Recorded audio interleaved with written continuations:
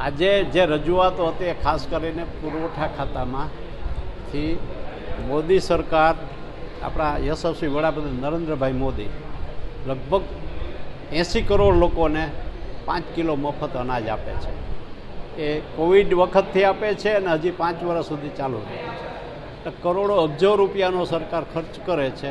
હવે એમાં જે અનાજ આજે મારી પાસે નમૂના આવ્યા એ ભેળસેળવાળું અથવા જીવજંતુવાળું અથવા કચાસવાળું હતું. એ મેં કલેક્ટરશ્રી અને પુરવઠા અધિકારીને બતાવ્યું છે કે આ ભેળસેળ ક્યાંથી થાય છે એને ચેક કરો અને ગરીબ માણસોને મોદી સાહેબ જે મફત અનાજ આપે છે એ સારું ને ક્વોલિટીવાળું હોવું જોઈએ, નહીં કે એનાથી કોઈ બીમાર પડે.